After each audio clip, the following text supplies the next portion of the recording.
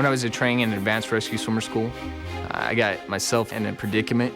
I ended up drifting into an area called the Clats of Spit. I ended up getting involved in some pretty big waves. I never thought I could survive something like that. But then, it's the purpose of this training, though, is to teach you how to get through situations like that. And it was an incredible experience. And I'm here today, you know. On my last deployment, I got the opportunity to go into the Philippines and help out the surgical team. It was pouring rain. We had to hike over a mountain, sliding in mud, carrying all these medical supplies, and we got to this village, and these people are the most amazing, generous people I've ever met in my life. I had the opportunity to go in there and provide to them the basic medical care that they needed. I am Petty Officer First Class Andrew Worth. I am Petty Officer First Class Megan Justison. And I save lives for a living. Our job it really is very diverse. You're going in the zone, picking survivors that have been shot down, take them out of hostile territory and bring them back home. Whether it's a pilot that crashed and you have to go pick him out of the water, or somebody who got hurt on the boat and has to be taken to a hospital. Going into the cliffs of Washington and rappelling 100 feet down through a small little crack and getting to a survivor. It's never a dull moment. One day I'm delivering milk, and the next day I'm jumping in freezing cold water, saving somebody's life. You never know what you're gonna get. If you want to be a firefighter, we do that. If you want to be, EMT, we are EMTs. So you're pretty much working as a paramedic, in a sense, under the military guidelines. I have a really strong family, and they always support you in everything that you do.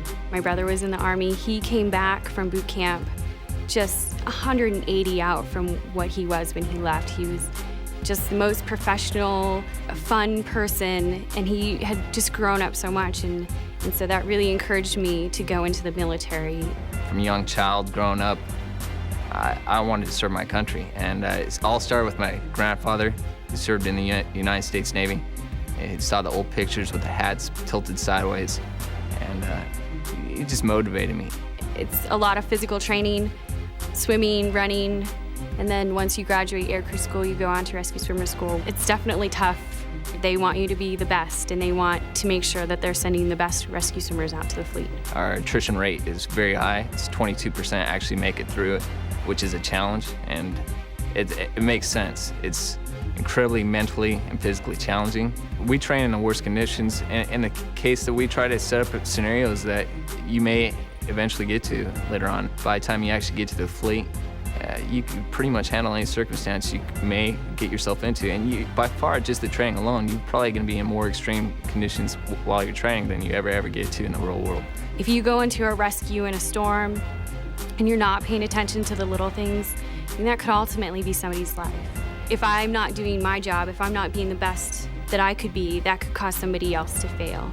Megan and I worked together a couple years ago, basically finding terrorists and searching for them, and ensuring that they don't go from island to another island. If they did, we were going to catch them and grab them. Everybody knew their role, everybody pulled together. And the people and the mentality of the people I work with are incredible. You know they're ready for the mission, and you know they're going to be there when the time is needed.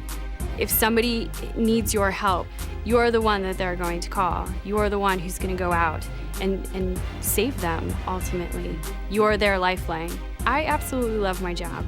I have thought about putting in an officer package for quite a while now, but I love my job too much. I'm not ready to move on. I truly believe that it's the best job in the Navy. Helping people, saving lives, seeing the smiles on their faces, realizing that they really appreciate what you did for them. It's amazing. I really could be an officer here shortly, but as a rescue swimmer, you can't be an officer doing it. And it's really awkward for me because I don't know if I can lead this job. Being in the air rescue community, there aren't a lot of females. I am the second highest ranking female rescue swimmer in the Navy. I do have the opportunity to be the first female chief in the Navy as a rescue swimmer. The Navy has helped me achieve so much. I really didn't know what I was going to do when I got out of high school. Tuition assistance has paid 100% of my college. It's amazing how much the Navy supports you, making sure you get your education, because it's helping them. They want smart people, and they give you every opportunity in the world to get your school done. The Navy is there to help you succeed, and they don't want you to fail, and they will give you everything that you need to reach your goals. You have to prepare. You need to run, you need to swim. You need to be a committed individual. You need to be one of those people that strive to be the best you can be and want to do the best. You work hard, you don't quit, you'll make it. The Navy's a family. It's a family that will take care of you. I think back of all the things it's done for me. It's a great opportunity. Things you learn are impeccable. You're not going to get anywhere else. I am Petty Officer First Class Megan Justison, and I am an aviation rescue swimmer. I am Petty Officer First Class Andrew Worth, and I am an aviation rescue swimmer.